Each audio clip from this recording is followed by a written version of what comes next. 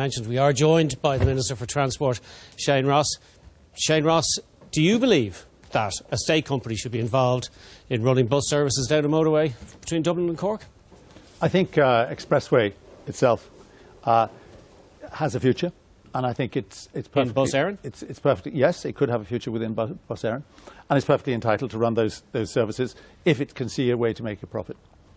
And how do you think they're going to be able to see a profit? I don't know whether they can or not. That'll depend on what happens in the negotiations, which I hope that Dermot O'Leary is going to indulge in with the management in the coming Well, weeks. he just said he's not going to allow any change to terms and conditions. He says that, and he also says he's not going to talk to anybody at all, which I think is very unhelpful. I think the most important thing that happens now is that the management and unions do get down and talk, and for Dermot O'Leary to say, you know, the important thing is that everybody sits around a table, I think is somewhat inconsistent with him saying he won't talk to the management and unions. Now, the management have put down terms and conditions on the table, which are obviously negotiable. Yeah. They're very severe, but they're something on which I suppose So the management aren't going to go as far as their suggestion. Is that what you're saying? I haven't a clue.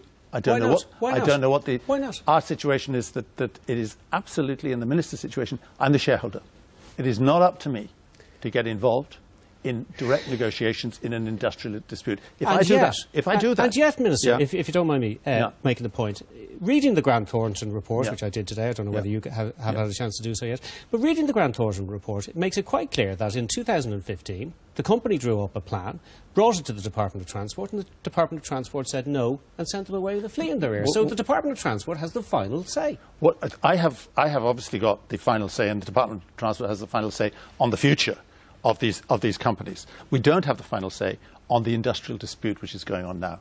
And any attempt to bring me into that is simply a device to say, we want you to provide money. We're not in a position to provide money, we won't provide money, and it would be illegal for us to provide money. What I say to Dermot O'Leary is this, though, and I think it's important I say this, and it's an offer to him, it's an open offer to him, that if this industrial dispute ends, and when it ends, and when there is peace in the transport area, in the areas in which he's involved, I would be very happy to get together all the stakeholders to look at the vision for transport in this company, and particularly those three companies, but not in the middle of a dispute. OK, we are looking at a situation that has been clearly set out where compulsory redundancies are being considered by Bus Eireann. They have been costed by Grant Thornton. You've seen all the figures. Are you prepared to see a situation where there are compulsory redundancies in a semi-state company? There is absolutely no mention of compulsory redundancies in the letter that was sent by the management to the unions. It's not even on the table at the moment. Would you approve it? I would be very, very reluctant to get involved in anything of that sort. So you're not ruling it out, though? I'm not going to get involved in this at the moment, but I dislike and disapprove very strongly of compulsory redundancies. You know, the people who have to be protected here are, first of all, of course, the workforce. I understand, and people shouldn't paint us as politicians or the government as being against the workforce. We know they have to be protected, and we feel for them and for their families. The other people that have to be protected are rural areas. Rural areas are threatened, and rural people, they've got to be protected as well. The taxpayer has to be protected, and the consumer has to be protected. Sure. And looking at the figures, it seems pretty clear that the two ways out of this are Bus Eireann gets rid of Expressway, or you give the company a big bag of money. We will not be giving the company a big bag of money.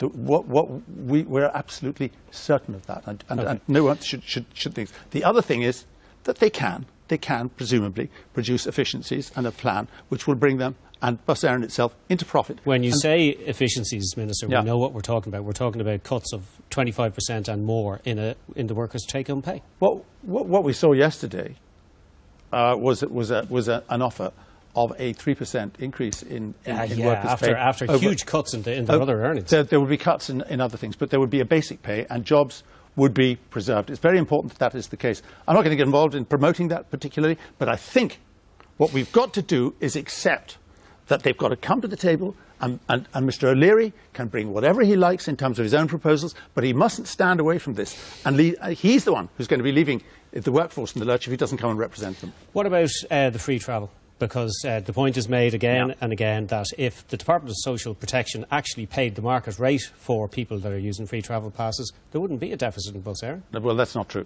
Yes, it is. They paid 11.4 million for free travel last year, an average of €4.86 per journey, compared to an average expressway fare of €11.78. That's in the Grant Thornton report. But what we're seeing is a very, very small proportion of the losses and the deficit would not actually be made up by actually paying the free travel from social welfare. There is a problem here. And there is Are you not asking for more money from Leo Varadkar? Yes, we are looking for more, and we're going to look for more immediately. But what is important here is to realise that free travel will not be the panacea.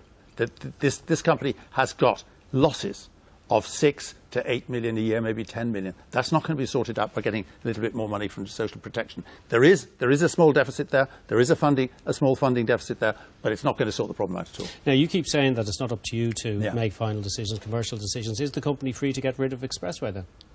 If the company wants to make a proposal to get rid of Expressway, I would deeply regret it. And that is not something which it's proposing at the moment. Far from it. The company is actually proposing that Expressway continues. It's proposing that various things are done to make that possible. But if those things don't work out, if it isn't found possible to do those things? Well, I think that's up to Mr. O'Leary, and it's up to the management to get down and do it. If that doesn't work, then we'll have to look at other alternatives. OK. Minister, thank you very much.